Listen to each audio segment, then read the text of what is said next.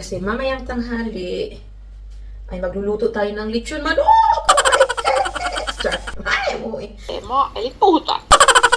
Puhuta minsan. Humarap na naman si Inday Nini sa computer nga walay ligo. Chares. Hello guys, good morning. Chares. Uy. Samahan niyo ako mga may guys. Chares. Bitaw mga may guys oy.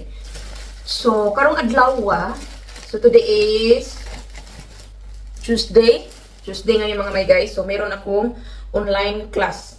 So, habang wala pa mga may guys, magkape muna tayo. Actually, yung online class ko is alas 9 mag-start. Eh ngayon, nag-send ng message na baka mamaya unti daw. So ngayon, nag-aantay ako. Inaantay ko lang kung mag-start na yung online. So, online ako ngayon mga may guys sa aking pag-aaral ng Finnish language. Hindi na siya personal na pupunta sa school. But anyway, okay lang sa akin kasi winter ngayon, malamig ang panahon. So, mas okay sa akin na nasa bahay lang. So, ngayon mga may guys, habang wala pa ang ating teacher, so, magkain muna tayo ng agahan. So, magkape lang ako at saka sandwich. At saka itong Nutella na binili ng asawa ko. Ayan. Magkape muna tayo. Actually mga may guys, pwede naman ka magkape, magklase. I-off mo lang yung camera mo. Pwede naman. Kaya makadungog naman ka sa klase. Kaso lang naka-off yung camera mo. Pero allowed naman na naka-off ang camera. Pero wag lagi-lagi. Kasi hindi rin maganda. No? Na hindi mo makikita ang mukha mo. Sila lang ang makikita mo. Saka teacher. Yes. So today we're gonna eat a breakfast. Kasi mamayang tanghali ay magluluto tayo ng lechon manok. Ay mo eh. Namiss ko na kasi ang lechon manok mga may guys. Kaya pumunta kami ng Asian store nung Sunday. Kami ng asawa ko. Bumili ako ng isang buong manok. Sabi ko, maglilechon ako. Anyway, hindi ka naman kakain. At saka nasa trabaho ka naman. At saka hindi ka naman kumakain ng may mga buto. So, ako lang ang kakain ito. Isang buong lechon manok mga may guys. Ang lulutuin ko mamaya. Ako lang ang kakain. Pero hindi ko naman yun mauubos. So, magtitira pa ako ng kinabukasan. Kaya sunod na araw. Depende kung mauubos ko hindi. Ganun na. So, meron din akong yogurt dito. So, minarinit ko yung manok ko kahapon pa. Para ngayon, i-ano ko na siya. Ready to oven na. So, sa oven ko lang siya ililitsyon. No? Wala man tayong yung charcoal na ituyok ang manok. So, sa oven lang natin siya lutuin. Yan, may oven naman tayo. Guys.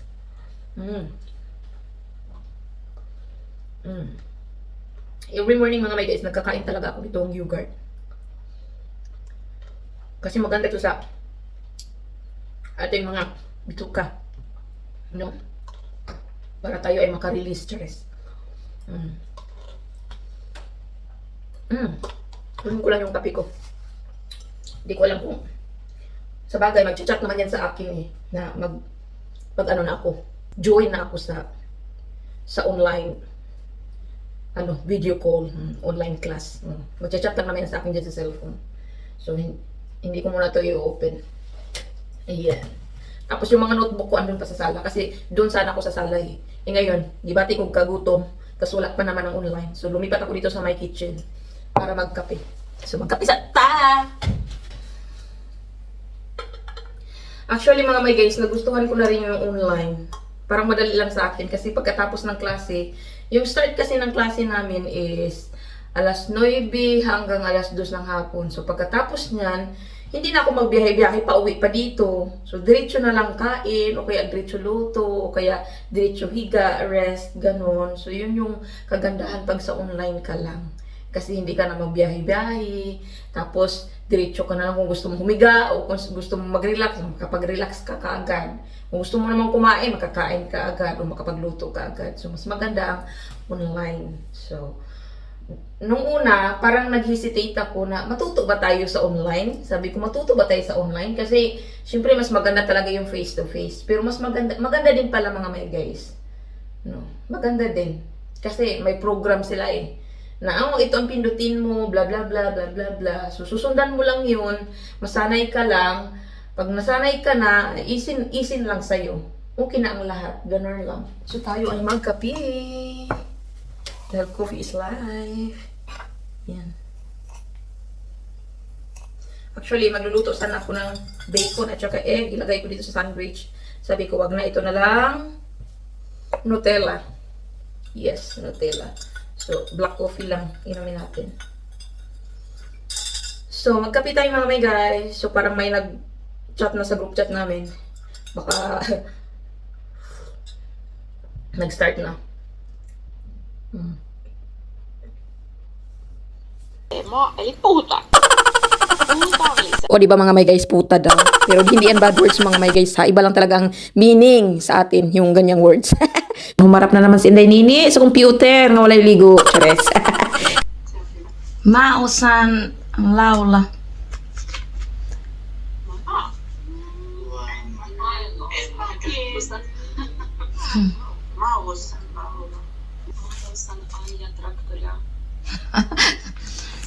Main.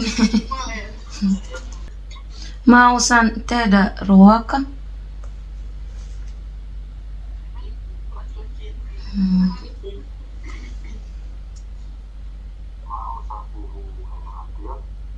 Minäkin. Minä puhun vähän suomea. Joo. Mä opiskelen jatka. Koska mun mieheni on suomalainen. Joo. Joo. Hello guys! So finally, natapos na rin yung klase namin. So ngayon, magluluto na ako ng tanghalian mga my guys. So ito yung minarinate ko kahapon na chicken. So ako lang isa kakain nito. Pero I'm not sure. Kasi in-invite ko yung Pilipina kong kaklase na malapit lang din dito sa amin. Ewan ko kung pupunta siya o hindi. Pero ito ang lulutuin ko. Ayan, lechon nga manok. Kasi namiwish ko na mga may guys. So binabad ko to kahapon pa. So siguro nisop-sop na ang ano nito. Ang lasa ba. Parang naano na siya. Sinipsip na. So malasa na siguro tong laman nito. Kaya ayun, magluto na tayo mga may guys ng lechon manok. So dito natin siya ilagay sa aluminum foil. Yan.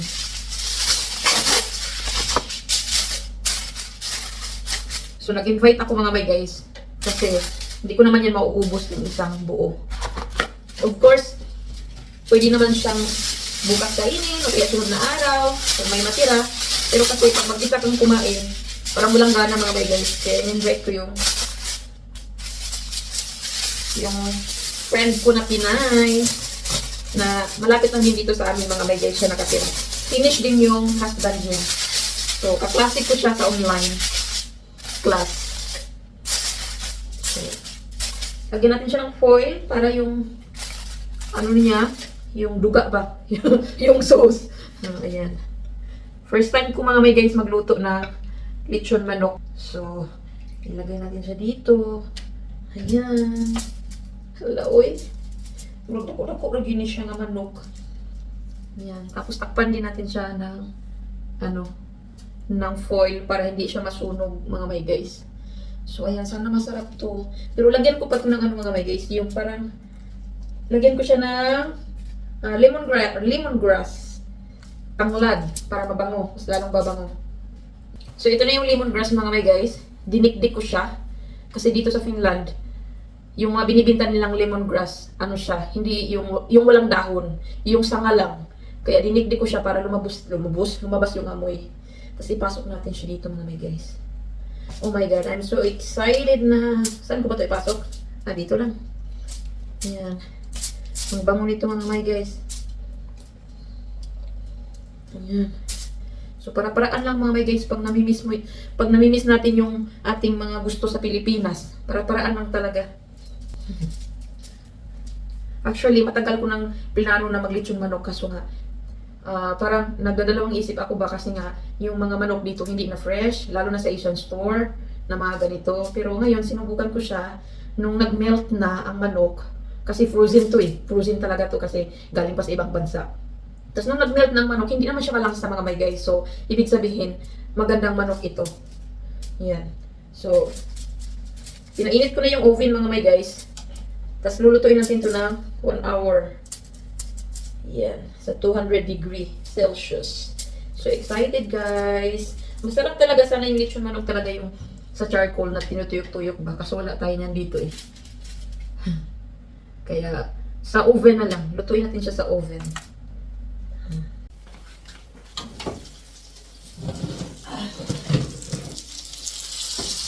So, yun guys, ito na yung manok natin. Hey! So, bibistingan lang natin yan mga may guys. Tapos ibalik ulit. Tapos ready to eat na. So, bibistingan ko lang mga may guys. Hala, uy, parang ang sarap naman ito. Parang ang sarap naman ng manok ko. Bibistingan lang natin to para mag-juicy siya mga may guys. So, ayan, ito na yung lechon manok natin. Tapos, babalik rin natin. Para sa likod, mabibistingan din natin.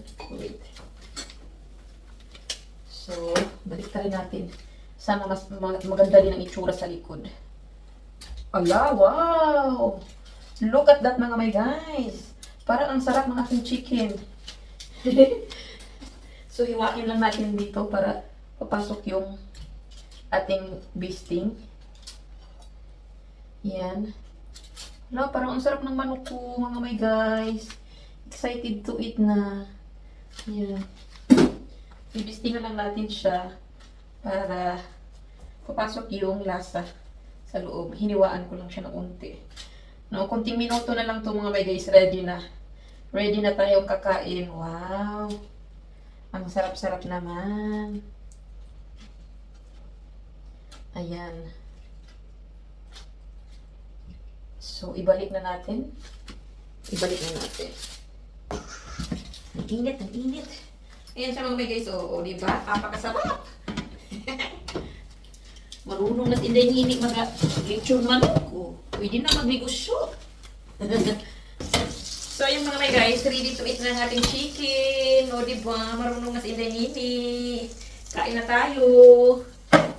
Ang sarap! Chicken. Andox. Ito yung andox. Ayan mga may guys. Sarap ba? So, tama na ito pagkaluto. Ayan, baka masunog naman. Lagay na natin. Yan siya. So, ready to eat na. Ayan ang ating lechon manok. Ayan. So, ngayon, mga unata. So, ito na yung lechon manok ko mga may guys. At ito yung rice ko. So, magkamay lang tayo. Kasi masarap magkamay. So, ito yung ating sausawan. Tuyo. Na may naluan ko ng konting suka at saka sili. Labuyo. So, mga unata mga may guys. Kasi gutom na talaga ako kasi niluto ko siya ng mga more than 1 hour. Kasi medyo matigas yung manok. No? So ngayon, gabi na dito sa Finland. Although alas 4 pa lang ng hapon, pero sobrang dilim na sa labas. Kaya di masyadong maganda yung ating camera. No? So mga unta mga may guys. So ito na yung ating manok. Lechon manok. Malasa siya mga may guys. Malasa. Ay. Ano ba? Oh my God. Parang may nagisugot sa kuwa. Char. Nakantay nyo mga may guys. So, ito na yung lechon manok natin. So, ito kayo siyang sausawan. Masarap. Kasi yung lasa pumasok sa loob.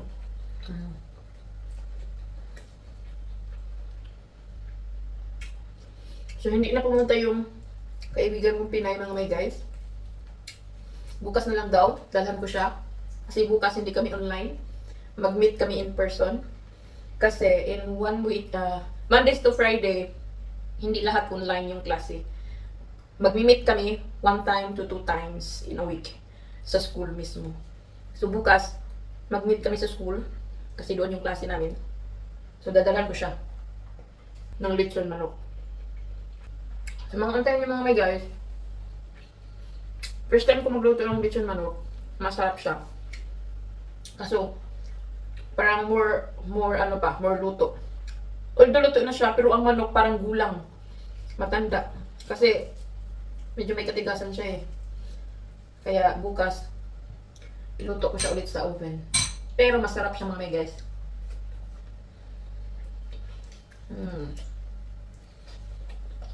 Yung lasa niya, pumasok talaga sa kasuot-suotan, Charis.